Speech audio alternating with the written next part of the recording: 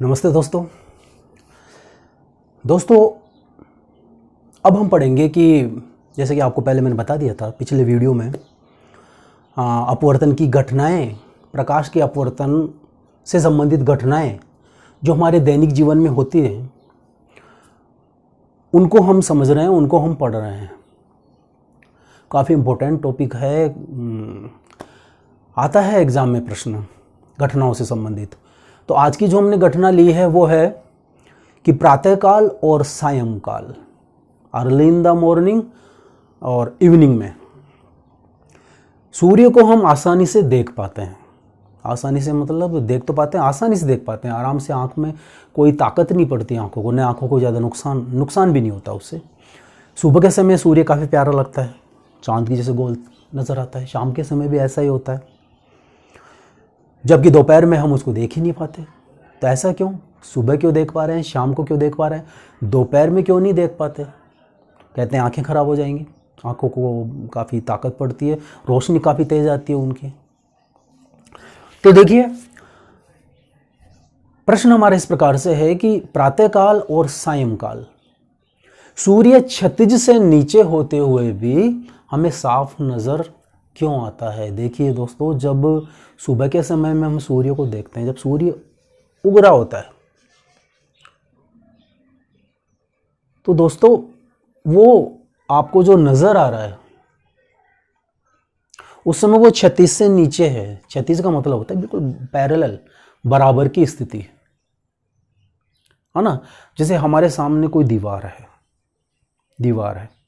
दीवार वहाँ है, हम यहाँ खड़े हैं। समझिएगा, हमारी आँखों की जो ऊंचाई है, ये उस ऊंचाई के बराबर की हमने दीवार बनाई है सामने, और हम उस दीवार से थोड़ा दूर खड़े हैं। तो क्या उस दीवार के जस्ट पीछे की नीचे की चीज़ें हमको दिख जाएंगी? मैं आपसे पूछूं कि दीवार के पीछे की किन किन चीज़ों को हम देख पाएंगे? तो आप बोलेंगे सर, जो दीवार की जो बराबर की स्थिति है उसके ऊपर की चीज़ें हमको नज़र आएंगी, नीचे की चीज़ें हम नहीं देख पाएंगे। क्यों? तो पीछे है। आप में से कई बोलेंगे सर यहाँ से नहीं देख पाएंगे तो पास में जाके देख लेंगे। अरे ऐसा नहीं करना है, ऐसा नहीं करना है, यहीं से देखना है।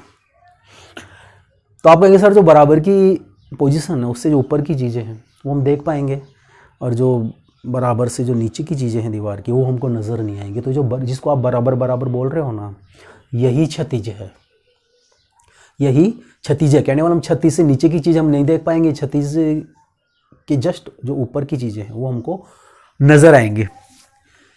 तो फिर सूर्य की स्थिति में ऐसा क्या है कि क्षितिज से नीचे होता है, ये दीवारी बात कर रहे हैं ना, उससे क्षितिज से नीचे सूर्य है, फिर भी हमको ऊपर नज़र आता है सुबह के समय। शाम के समय क्षितिज के नीचे जा चुका है, फिर भी हमको शाम को नज़र आ रहा है ऊपर। क्यों?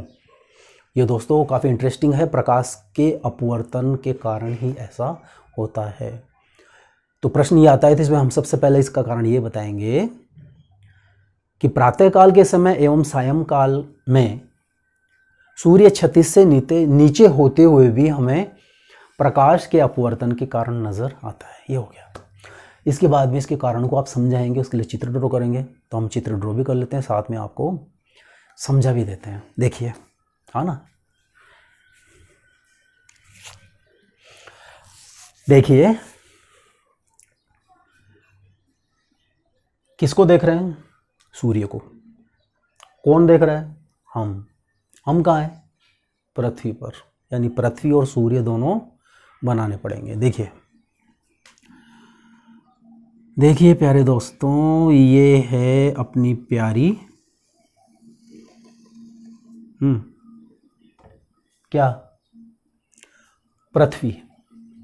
ये है हमारी पृथ्वी। और दोस्तों, पृथ्वी के चारों ओर किस चीज़ का आवरण है? वायु का आवरण है, जिसे क्या कहते हैं? वायुमंडल। तो पृथ्वी के चारों ओर हम बना देते हैं ये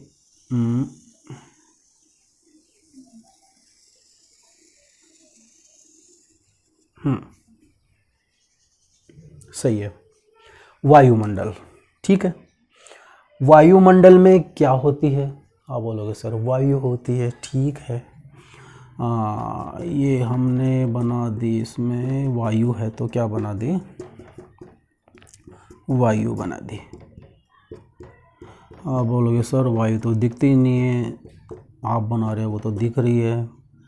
तो दोस्तों इसलिए दिख रही है क्योंकि आपको समझना है, नहीं समझना होता तो नहीं दिखती। नहीं वायु है, ठीक है। सोचोगे क्या बड़बड़ा रहे हैं सर, है ना। देखिए हाँ वायु है। और बात करें ये पृथ्वी है, ठीक है पृथ्वी है, और पृथ्वी के बीच में हम ऊपर होते हैं सतह पे, हम लोग हैं, पेड़ पौधे हैं, जितने भी चीज़ें हैं वो सब सतह के ऊपर है, या तो इधर है या इधर है, आप इधर है इधर है इधर है, सब जगह। बीच में नहीं है, बीच में तो पृथ्वी खुद है, हम तो पृथ्वी के ऊपर हैं, है ना। तो पृथ्वी के ऊपर हैं यानी हम कहाँ हैं, हम यहाँ हैं, बना दूँ क्या, ठीक है। हम हैं, चलो मान लीजिए पृथ्वी की सतह गोल है, गोल है इसलिए चलो हम यहाँ हैं, हम यहाँ हैं, ठीक है। और यहाँ हमारी आँखें हैं।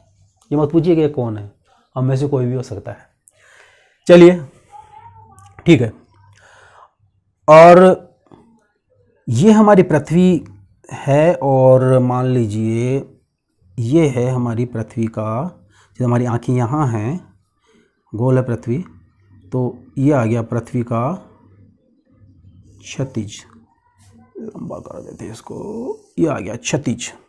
क्षितिज यानी बराबर की स्थिति, है ना, बराबर की स्थिति, ये बराबर की स्थिति है, थोड़ा सा ऊपर इसको बना देते हैं, ठीक है। आंखों के बराबर की स्थिति है क्षितिज, ये क्षितिज है सीधी बिल्कुल। अब देखिए हम देख रहे हैं सूर्य देव को, तो सूर्य देव है हमारे यहाँ पर हैं,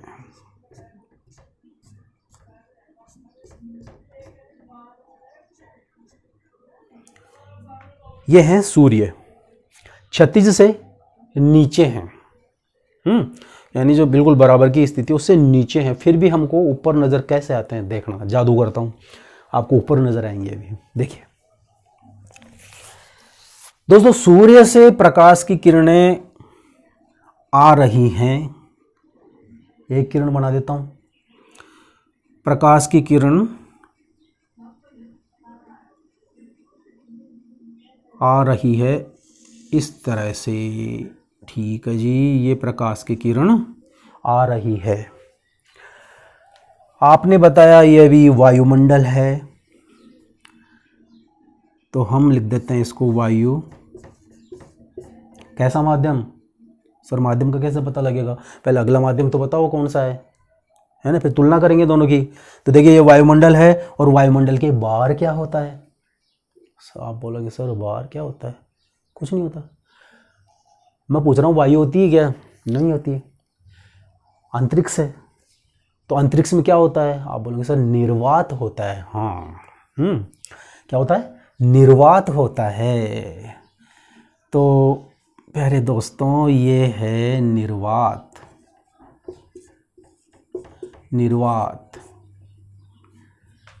यानी कि सूर्य कहाँ स्थित है, निर्वात में। अब बताओ निर्वात और वायु में से सघन कौन, विरल कौन।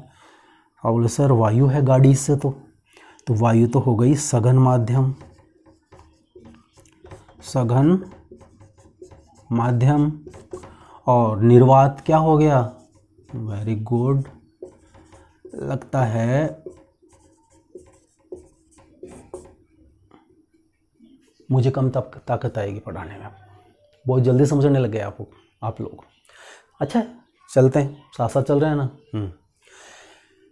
सूर्य स्थित है निर्वात में, वायु यानी कि हमारी जो आंखें हैं वो है वायु में, हमारी आंखें कहाँ स्थित हैं, वायु में। और इसको देखो हम थोड़ा सा बेटर करने के लिए क्या, ताकि आप कंफ्यूज न हो जाओ, ऐसे भी ठीक है लेकिन आप कंफ्यूज ना हो जाओ, इसके लिए देखो सूर्य को हम दिखा देते हैं, निर्वात यहाँ लिख देते हैं, सॉरी, हाँ देखो सूर्य है निर्वात में, तो इसको निर्वात हम यहाँ लिख देते हैं, है ना, ताकि सूर्य के पास आपको ये स्थिति नज़र आएगी। ये है आपका विरल माध्यम, विरल माध्यम, और ये हमारा वायुमंडल है ही, वायु सघन माध्यम। इसका मतलब ये हुआ कि जरूरी नहीं है कोई माध्यम सघन है तो हमेशा सघन ही रहेगा, वो डिपेंड करता है दूसरा माध्यम क्या है। दोनों माध्यमों की तुलना करते हैं, जो ज़्यादा सांद्रता लिए हुई, ज़्यादा गाढ़ा है वो सघन है, जिसमें कण कण पास पास हैं, और जिसमें कण दूर दूर हैं वो विरल है। तो ठीक है, वायु आपके सघन माध्यम हो गई, ये निर्वात विरल माध्यम हो गया, ठीक है। यानी प्रकाश की किरण कहाँ से कहाँ चल रही है, विरल माध्यम से सघन माध्यम की ओर चल रही है। और ये क्या है, आप बोलोगे सर ये इसका पृथक्कारी तल है, ये है इसका पृथक्कारी तल, ठीक है, ध्यान रखो पृथक्कारी तल है। अब देखिए प्रकाश की किरण आ रही है इस प्रकार से, कहाँ से, विरल से सघन माध्यम की ओर। तो जहां पृथक्कारी तल है, कौन सी घटना घटेगी, प्रकाश का अपवर्तन, प्रकाश के अपवर्तन की घटना घटेगी।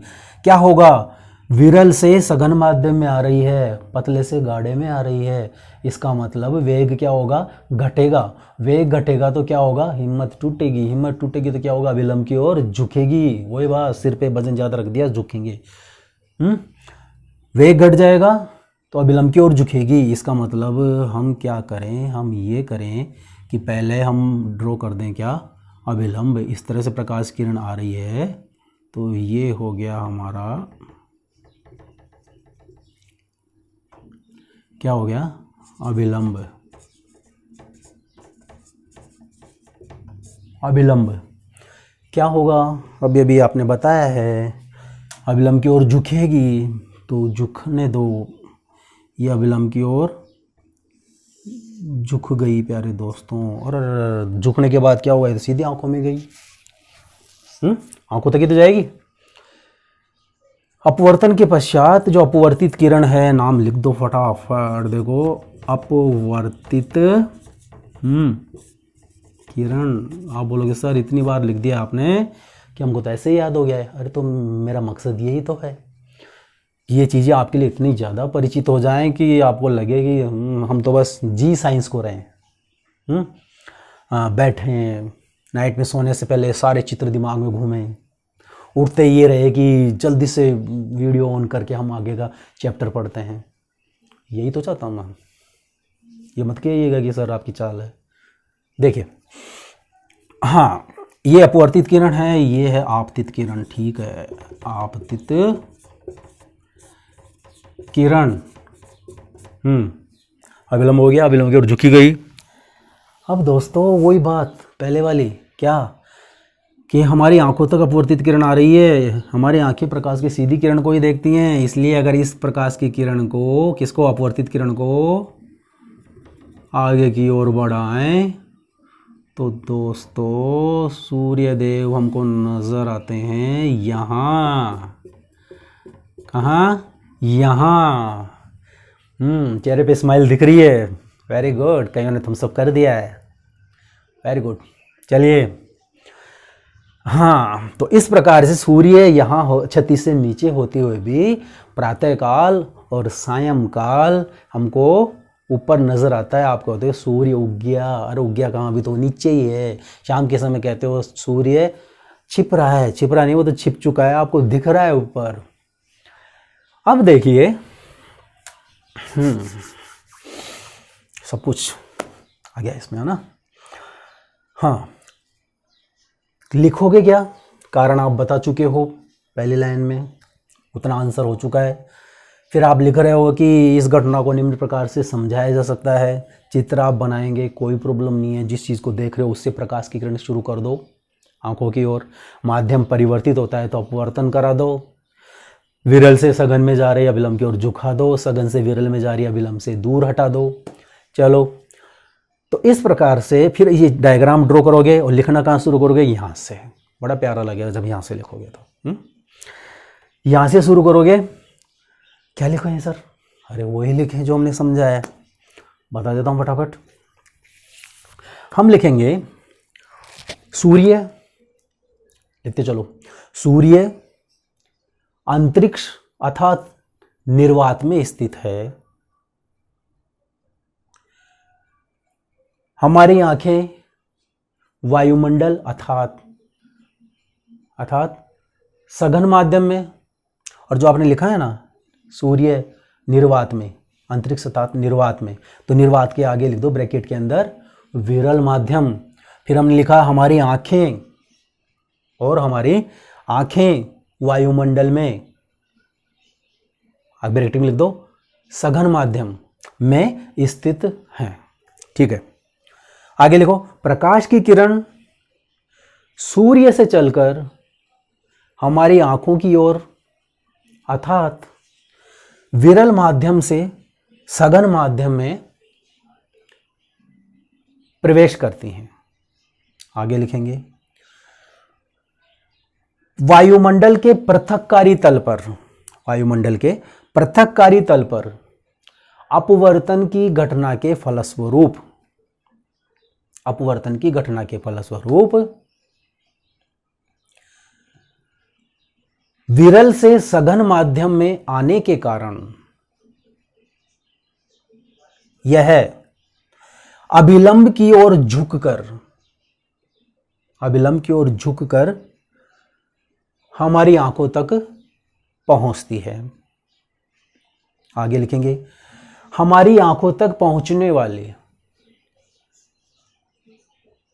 या इससे पहले लिखोगे क्योंकि हमारी आंखें प्रकाश की सीधी किरण को ही देख पाती हैं, इसलिए क्या, इसलिए हमारी आंख तक आने वाली अपवर्तित किरण को प्रथम माध्यम, कौन सा, निर्वात, प्रथम माध्यम निर्वात में आगे की ओर बढ़ाने पर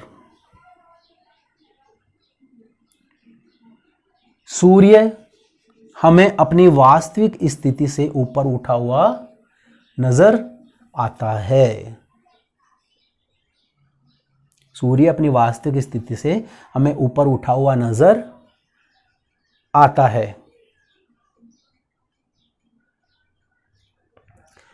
इसीलिए प्रातःकाल एवं सायंकाल सूर्य क्षितिज से नीचे होते हुए भी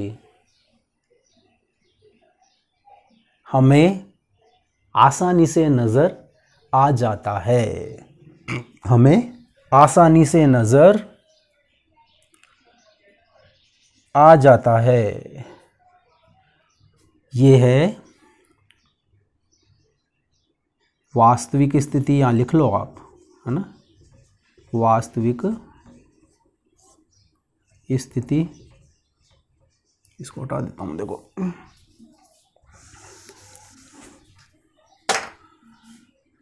ये तो है वास्तविक स्थिति।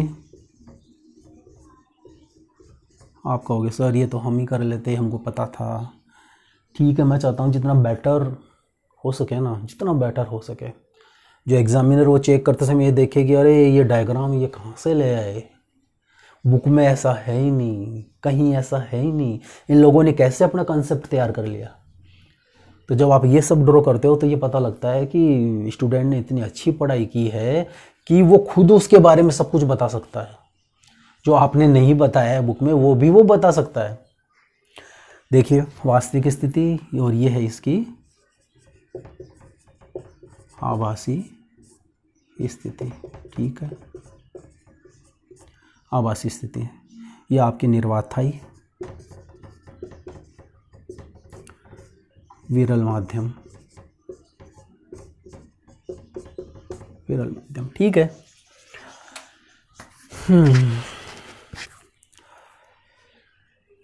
तो ये प्रकाश के अपवर्तन से संबंधित जो घटनाएं हैं हमारी बुक में दे रखी हैं वो मैंने अच्छी तरह से आपको क्लियर करा दिया है।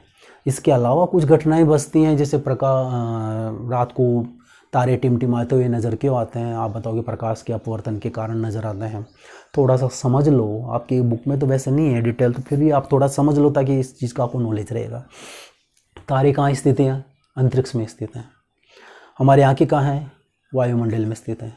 वायुमंडल की भी अलग अलग परतें हैं। हमारी पृथ्वी के पास पास की जो वायु है वो सघन है, ज़्यादा सघन है, यानी गाढ़ी ज़्यादा है। क्यों? क्योंकि पृथ्वी का गुरुत्वाकर्षण बल काम करता है, पृथ्वी खींचती है हर चीज़ को अपनी ओर। तो पृथ्वी के पास पास जो भारी गैसें हैं वो पास पास होती हैं गुरुत्वाकर्षण बल के कारण, तो उनका घनत्व ज़्यादा है। जैसे ऊपर चलते हैं घनत्व कम होता जाता है, फिर कम होता है। अलग अलग परतों का घनत्व ऊपर की ओर चलते हैं तो कम होता जाता है। कहने का मतलब तारों से प्रकाश की किरण आएगी। भाई हम तारों को देख रहे हैं तो प्रकाश की किरण तारों से चलकर हमारी आंख तक आएंगे। तारों से जब चल के आएंगी पहले वो अंतरिक्ष में आएगी, निर्वात से आएगी, विरल माध्यम है। जैसे ही वायुमंडल में प्रवेश करेगी, थोड़ी सी वायु है लेकिन उस माध्यम के लिए सघन माध्यम है, तो क्या होगा? विरल सघन में आएगी तो अभिलंब की ओर झुकेगी, झुककर आगे की ओर बढ़ेगी। आगे की जो नीचे वाली परत है वायु की वो और भी घनी है, और भी सघन है। तो फिर क्या होगा? फिर पृथककारी तल का निर्माण हो जाएगा। तो सघन माध्यम नीचे रहेगा, ऊपर फिर विरल माध्यम रहेगा। पतली वायु ऊपर रहेगी, गाढ़ी नीचे रहेगी। फिर क्या होगा? अपवर्तन होगा, फिर से प्रकाश किरण थोड़ी और झुकेगी, झुककर आगे चलेगी। अगली परत आएगी तो अगली परत और गाढ़ी है, और सघन है। फिर से पृथककारी तल का निर्माण हो जाएगा, फिर से अपवर्तन की घटना घटेगी, फिर प्रकाश किरण थोड़ी झुकेगी। ऐसे झुकते झुकते झुकते झुकते हमारी आंख तक पहुंचती है। ठीक है। अब होता क्या है कि वायु गतिशील है, वायु गतिशील है। तो जब तारों से प्रकाश किरण आ रही है, बीच में वायु है, तो कहीं मान लो सघन और विरल का जो अनुपात वो बदलता रहता है। जब प्रकाश की किरण हमारी आंखों तक पहुंच गई तो तारा नजर आ जाएगा, पर जैसे ही ऊपर की जो वायु है उसका घनत्व परिवर्तित हुआ और प्रकाश की किरण आंख तक ना आकर ऐसे निकल गई, हो सकता है भाई झुक के सीधी आंखों में आएगी तो तारा नजर आएगा। अगर आकर थोड़ी मुड़ जाए, इधर चल जाए या इधर चल, तारा नजर नहीं आएगा। फिर जो माध्यम है वो ठीक हुआ हमारी आंखों की दृष्टि से, प्रकाश किरण फिर सीधी आई, फिर तारा नजर आया। फिर हवा चल रही है तो फिर घनत्व ऊपर नीचे हुआ। तो इस प्रकार तारा कभी नजर आता है, कभी नजर नहीं आता है। हम कहते हैं टिमटिमाते हुए दिख रहे हैं, है ना। फिर आप कहोगे सर तारों में तो ऐसा हुआ, सूर्य में ऐसा क्यों नहीं होता, चांद में ऐसा क्यों नहीं होता है? अरे भाई ऐसा है, चांद पृथ्वी के ज़्यादा पास में है तो उससे जो किरणें चली आ रही हैं वो आराम से पहुंच पाती हैं। तो एक किरण नहीं पहुंचेगी, दूसरी पहुंचेगी, दूसरी वो तीसरी पहुंचेगी, काफ़ी ग्रुप में पहुंचेगी, तो हमको रेगुलर वो नज़र आता रहता है। सूर्य का क्या है? आप बोलोगे सर चांद तो चलो मान लिया पृथ्वी के पास में है, लेकिन सूर्य तो पृथ्वी से बहुत दूर है, फिर वो क्यों हमको टिमटिमाता हुआ नज़र क्यों नहीं आता? अरे वो इसलिए नहीं आता, नज़र नहीं आता, उससे बहुत सारी किरणें बहुत ज़्यादा वेग से बाहर निकल रही हैं। तारे तो सूर्य से भी बहुत दूरी पर स्थित हैं। अरे देखो हमारी पृथ्वी के सबसे नज़दीक तारा कौन सा है? सूर्य है, सबसे नज़दीक का तारा है। नज़दीक का है तो इसलिए प्रकाश की नहीं ज़्यादा पहुंच रही है। अरे भाई वही बात है कि हमारे घर में अगर मान लो हमारे घर के पास कोई बल्ब है, उसकी रोशनी ज़्यादा पहुंचेगी। काफ़ी दूर है, आप छत पे जाके देखिए, बहुत दूर किसी पहाड़ पर कोई ट्यूबलाइट लगी हुई है तो वो आपको ऐसे ही टिमटिमाती हुई नज़र आएगी। अगर वही ट्यूबलाइट आपके घर के पास में होती है, रेगुलर नज़र आती है। वही सूर्य का और तारों का चक्कर है। ठीक है, ये बात समझ में आ गई। अगला इसमें था, मैंने बताया था आपको कि बीच में आग जल रही है, हम इधर खड़े हैं तो उधर की वस्तुएं हमको हिलती हुई नज़र आती है। शादियों का सीज़न आने वाला है ना, तो हलवाई जब बनाता है ना चीज़ों को, भट्टी, लकड़ी वाली भट्टी खासकर, तो उसकी जो लपटें उठती हैं, कई बार इधर देखिए, हम छोटे थे तो तब का मेरे को भी याद है, क्योंकि ज़्यादा आकर्षण हमारा हलवाई के प्रति होता था, वो क्या बना रहा है, कैसे बना रहा है। तो उसकी जो लपटें उठ रही हैं, उस लपटों की उधर की चीज़ें यूँ हिलती हुई नज़र आती थी। क्यों? चीज़ों को देख रहे हैं, चीज़ों से प्रकाश किरण आ रही है हमारी आंखों की तरफ, बीच में क्या लपटें हैं, लपटें क्या हैं, गर्म है, गर्म हो तो वहाँ की वायु हल्की होकर ऊपर उड़ जाती है, ऊपर उड़ जाती है तो उसका घनत्व बार बार परिवर्तित होता है, अपवर्तन भी बार बार अलग अलग प्रकार से होता है, और प्रकाश किरण अपवर्तित होती होती हमारी आंखों तक पहुँचती है। तो कभी पहुँची, कभी नहीं पहुँची, कभी इधर की पहुँची, कभी थोड़ी घूम के पहुँची, तो वो चीज़ें हमको हिलती हुई नजर आती है। उसका कारण भी प्रकाश का अपवर्तन ही है। मज़ा आ रहा है, दिख रहा है मेरे को चेहरे पे स्माइल, और थम्स अप भी दिख रहा है। क्यों? क्योंकि आपकी स्माइल और थम्स अप दोनों उस तक पहुँचते हैं। नेक्स्ट टॉपिक में मिलते हैं, जल्दी लगे रहो, नोट्स कंप्लीट करो इनके। मैं इधर तैयार करता हूँ आपके लिए दूसरा वीडियो। ठीक है, फटाफट चलते चलो, जल्दी से सिलेबस हो जाएगा। आपके लिए अच्छा रहेगा और आपके लिए अच्छा रहेगा तो मेरे को अच्छा महसूस होगा। ठीक है, ऐसे स्माइल रखिए और ठीक है, थैंक यू।